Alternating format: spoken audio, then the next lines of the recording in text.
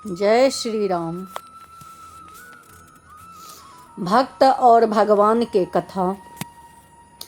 जैसे द्वापर युग में ब्रह्मा ने गो उत्सव हरण किया और सभी ब्रजवासियों ने अपने घरों में गो उत्सव जैसे के तैसे देखे, उसी प्रकार कलयुग में एक प्रसिद्ध एवं आश्चर्य हुआ। उसे संत जन ध्यान पूर्वक सुने। भक्त श्री जसु स्वामी के बैलों को ब्रजवासी चोर चुरा लाए। तब श्याम सुंदर ने वैसे ही बैल उन्हें दिए। उनसे 1 साल तक खेतों की जुताई हुई। श्री नामदेव जी की तरह श्री नंद दास जी ने भी एक मरी हुई बछिया को जीवित किया।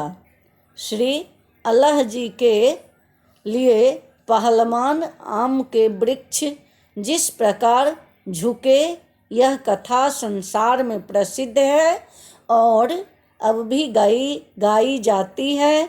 एक भक्त वेश्या के हाथ में से मुकुट धारण करने के लिए श्री रंगनाथ जी का सिर झुक गया। गंगा और जमुना के बीच देश में श्री जसु नाम के एक भक्त रहते थे। वे प्रेम पूर्वक सदा साधु सेवा किया करते थे और उसके लिए खेती करके अन्न पैदा कर लिया करते थे। एक बार ब्रजवासी चोरों ने इनके बैल चुरा लिए, परंतु इन्हें यह बात मालूम नहीं हुई, क्योंकि उसी प्रकार के बैल श्याम सुंदर जी ने दे दिए। ये बैल पहले बैलों की अपेक्षा बहुत ही अच्छी प्रकार से हल जोत कर चलते थे, क्योंकि दिव्य थे, अतः स्वामी जी को बहुत ही प्यारे लगते थे। 1 वर्ष बाद एक दिन वे ब्रजवासी आश्रम के निकट होकर निकले और बैलों को देखकर मन ही मन कहने लगे कि इन्हें यहाँ कौन ले आया। उन्होंने घर जाकर देखा तो बैल वहाँ बंधे थे।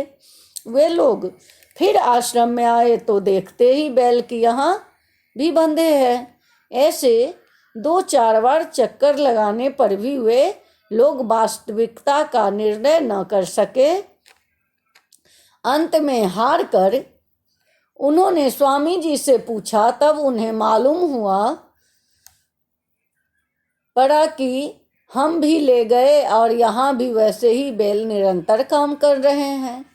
चोर लोग घर से उन बैलों को ले आए। उनके आते ही श्री आश्रम के बैल अंतर ध्यान हो गए।